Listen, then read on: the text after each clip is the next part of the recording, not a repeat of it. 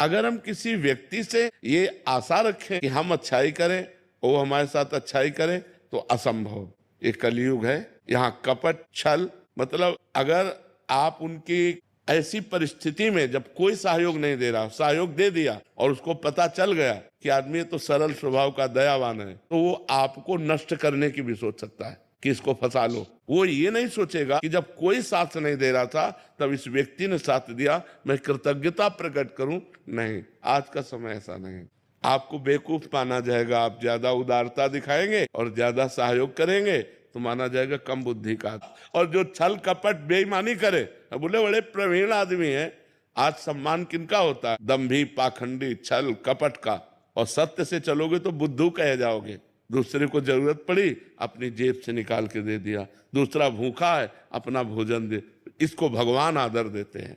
तो हम जब जिसको भगवान आदर देते हैं उसका कोई अनादर नहीं कर सकता, वो आगे चलकर प्रकाशित हो जाएगा। इसलिए आप भगवान से जुड़ो, इंसान की सेवा करो भगवत भाव से, बदले में उससे मत चाहो, तो आपकी अच्छाई आपको भगवान तक पहुंचा देगी। पर जी हम क्या चाहते हैं कि भी हमने अच्छा किया तो अच्छे का परिणाम तत्काल अच्छा मिले, बट महाराज जी ये तो पक्का है ना कि बाद में मिलेगा हमें? पक्का 1000% पक्का मिलेगा।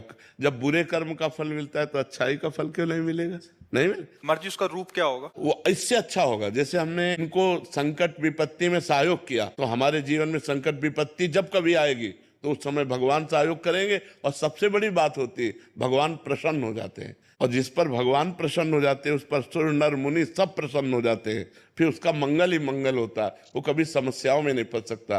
देखो, हम लोगों की एक अहम वृत्ति है जो इतना तो चाहते हैं कि भले आप हमारे बदले में कुछ ना करें, लेकिन मुंह पर इतनी बड़ाई तो कर दें।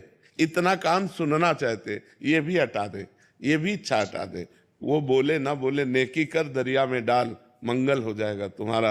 भगवान प्रसन्न हो गए तो सब बात बन जाएगी। महाराज जी इससे संतोष हो रहा है कि बाद में तो अच्छा होगा? बहुत अच्छा होगा। ये जो आप कर रहे हो सरकारी बैंक में जमा हो रहा है। जैसे आप किसी को दवा दिला देते हैं, किसी की विपत्ति में सहयोग कर देते हैं, किसी को भूख मिटा देते हैं, किसी को, वो बोले ना बोले लेकिन मालिक देख रहा है ना, वो हिसाब आपका करेगा। वो हिसाब करेगा तो बहुत अच्छा करेगा।